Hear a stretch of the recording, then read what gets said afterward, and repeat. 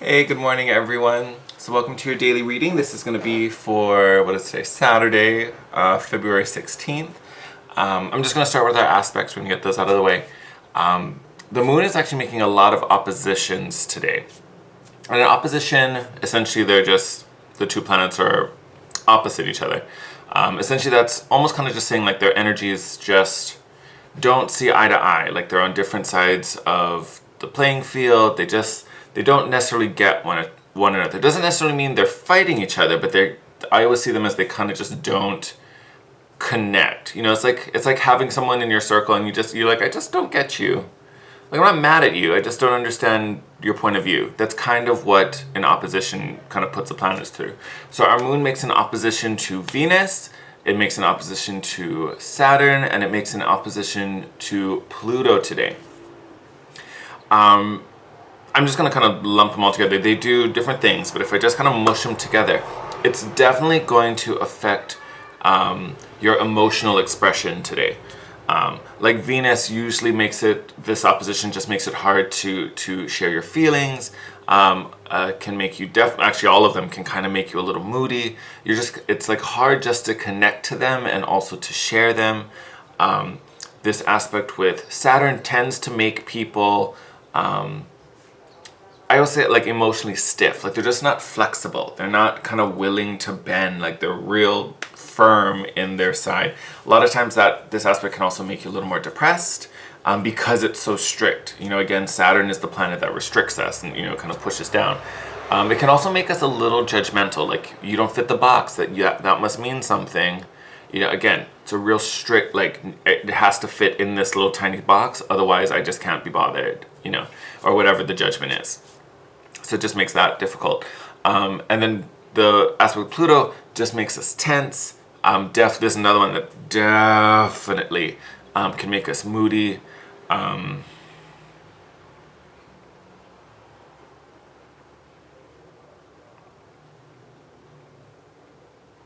to think if there's anything else I would say about it.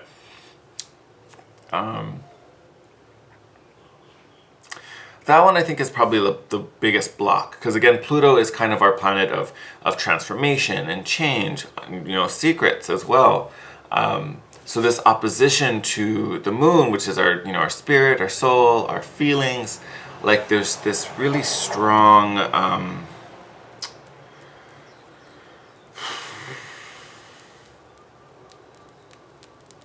oh, the word's not coming to me. Maybe it'll come in the reading.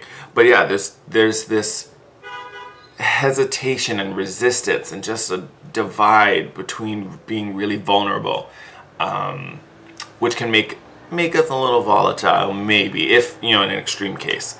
Nice thing about today, so we have this moon, or the moon making a trine with Neptune, which it's beautiful. So this gives a big boost to your imagination, your intuition. You're very sensitive under the influence of this aspect. I would also say inspired, because again, Neptune is the planet of imagination. So you have this huge boost to, you know, like your sixth sense in a way.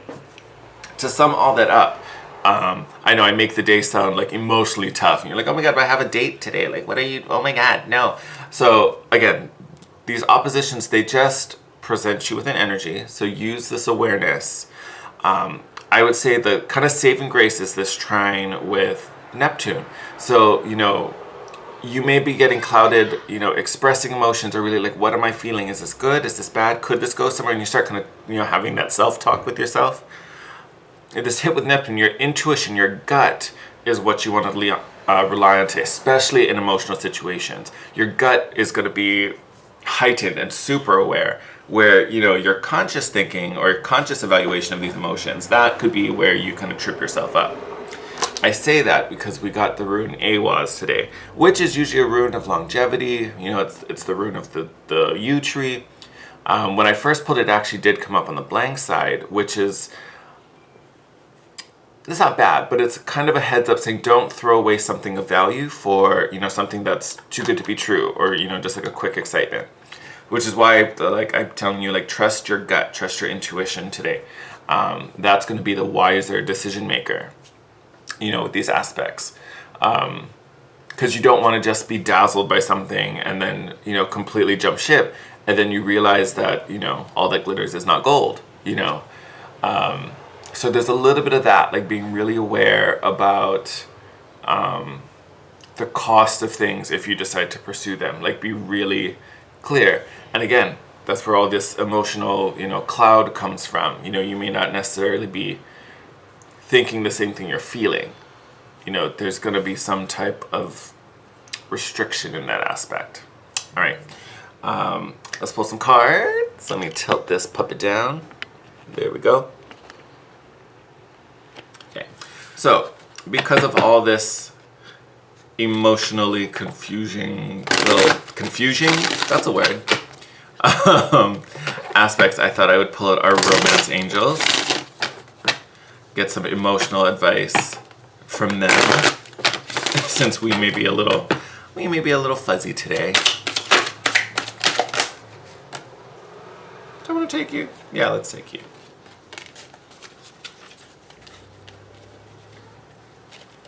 I almost feel like someone else flipped over. Okay, let's see. Oh, I love it. I'm gonna pull some more actually. So we got make the effort. Great love is worth taking the steps you're guided to take. I love that. So guided to take. So again, I was talking about that hit to the intuition. Our intuition is very, very strong today. So it may not be something you consciously plan. Like if you're just pulled in a direction, it may be wise to follow it. If it's something that's just nothing you plan, nothing you considered, but it just feels right, or you're getting like a positive vibe from it, I would say follow that. Because look what else we got, the honeymoon card. So enjoy the bliss of holiday time together. So that could be, you know, for someone who is in a relationship, maybe if you're gonna be, you know, meeting or hanging out with someone today, you know, that may tell you don't try to plan everything. Like just enjoy it. Just enjoy the bliss of this time together, the experience, whatever you're doing today. And that could even be non-romantic. Like that could be just, you know, with your coworkers, if you're meeting your friends. Ooh, all right. So we've got playfulness. Properties to recapture romance, allow your inner youthful spirit to shine. And then we also got unrequited love. There's not enough attraction or chemistry to keep this relationship going. I almost think these are two different storylines. I mean, obviously, because one's talking about go for it, one's like, no, not a thing. I think this applies to everyone. Be in the moment, be present, and just kind of go with the flow. And then I think this is kind of the message that this is going to guide you to. I feel like if you kind of just trust and go with it, you're going to hop onto, you know, one of these two trains. Either you'll realize, maybe consciously you were like, oh my God, there's this new person, like I'm really into this guy or girl, you know, things are going well, I want things to go well, I've been waiting for a long time, and here's this person. And then you hang out and you start really evaluating, and maybe and that doesn't mean it's necessarily going to go bad, but maybe it's not the full, you know, the full wonderful thing that you were kind of imagining. You know, so there may be something there. And then recapture romance, I feel like this is someone, you know, this is an ex or like a past lover or maybe like a friend that maybe is elevating. Like this is someone you already know,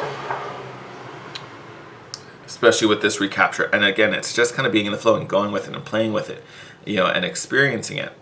So that those may be things to keep on your radar, especially if this was resonating. Like if you do have plans to go see someone later today, that may be a thing that you want to consider. Or just kind of have a little back pocket information. Just keep that in the back of your mind. But again, you know, the guide is really going to be your intuition. It's going to be your gut, not so much your conscious thoughts. All right. All right, Spirit, what do we need to know for today? And then I'm using the Wild Unknown Tarot today. Just because I felt like it. Oh, look at that. So 9 of Wands. This is a very stubborn, kind of a tough energy. It's not necessarily the most painful in my opinion, but it's like tough. I always get like exhausted. You know, this like I've been struggling for so long. I've been waiting so long. Yeah. Waiting so long, Four of Cups, regretful, looking over the past. You know, oh my God, I haven't had these blessings for so long. I've been dreaming of this for so long. Why is it not coming? My cup is still empty. And then we have the Daughter of Wands. So this would be like the Princess of Wands. Great energy. So this may be a place of stagnancy that we've been dwelling in, maybe even still dwelling in today. This is that fresh spark. This is that new flicker of desire that's going to get us moving. I almost see this. I love this. So I'm looking at these two cards, and they both have a moon featured right at the top. One is bright yellow, and one is in black and white. It makes me think of all these oppositions we have today. You know, light and dark, up and down, yes and no. All this kind of polar. That's the word I want. Polar energy. It's just interesting to see that play, and then even the like infinity, the two spheres in the Daughter of Wands. I think this opposition, I think these polar opposites, I almost want to describe them as, I don't necessarily think they're a block. I'm seeing them as a challenge. Like this is, yes, they are blocks because they, you know, force you to kind of deal with something and look at something. But I think this is really a strong opportunity to push through them. Like I almost think they're kind of being put in the way. And it's funny, one of these oppositions is with Saturn. This is a very Saturnian thing to do. But it's almost like these, you know, cloudy, you know, kind of mental processes and perceptions are kind of being brought into our day to force us to look through it. And again, the positive aspect that we have is a trine with Neptune, which is dreamy and idealistic. So it's almost like letting that be your guide, letting the vision be your guide, and stop looking at necessarily what's here. Just trust that you're walking in this direction. You know where you want to go. Use that to guide you through this fog. You know, and then it's like literally switching night and day. You know, and we've been talking about closing a cycle, ending another one. So we're really ending this idea of, you know, riding the struggle bus and going without, you know, and looking back like, why don't I have the thing? And then we have this new beginning, this fresh spark. It's almost like someone turns the light on. So night turning into day, like literally lighting that spark. Well, that didn't take long. All right. Oh, I'm liking this so far. Even if I want to take that, but you know, we'll leave it in there. We will make you a little extra. All right. Beautiful. Okay. I'm going to do them in order. So, we've got the Six of Cups coming here with the Two of Cups coming in. So, beautiful energy. I kind of feel like these can come in, you know, a couple different ways. One, I definitely think could be, you know, like a past lover, an ex maybe. This could even be someone that maybe you've had a crush on for a very long time and maybe never acted on.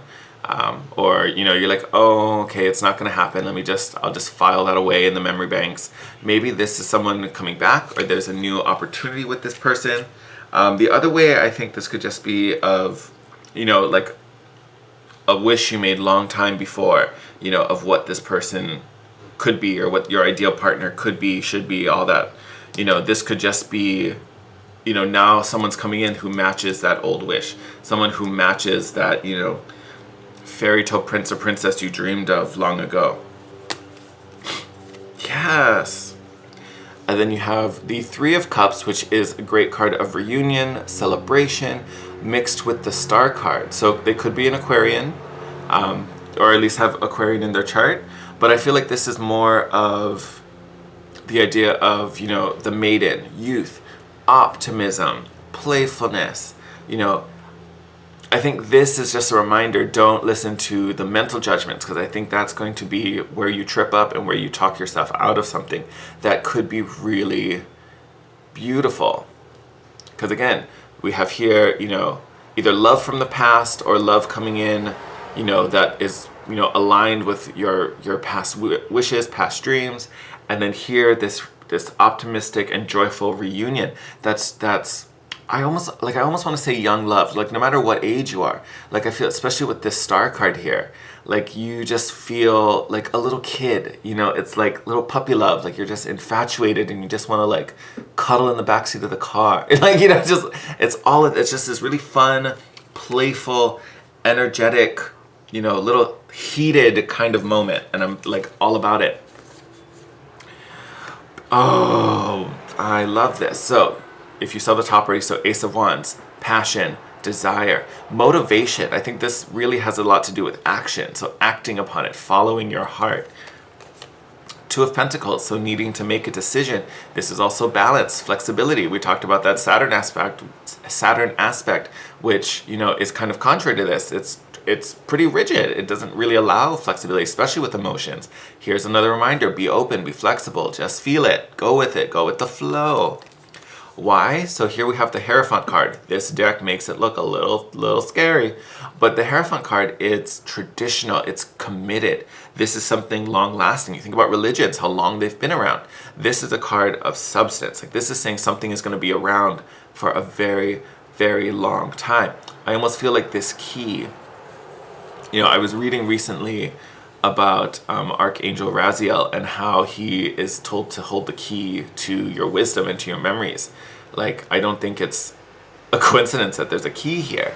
Like, this is, you are kind of like opening the door to possibly a committed relationship, possibly some new understanding. But I think whatever it is, whatever this key unlocks, it's something that will be around for a very long time. And looking at these cards, it looks like a relationship. Honestly, you have the Two of Cups here, which is love, partnership. You have the Three of Cups, which is reunion, celebration. You have desire with this Ace of Wands, optimism. I mean, beautiful, beautiful energy.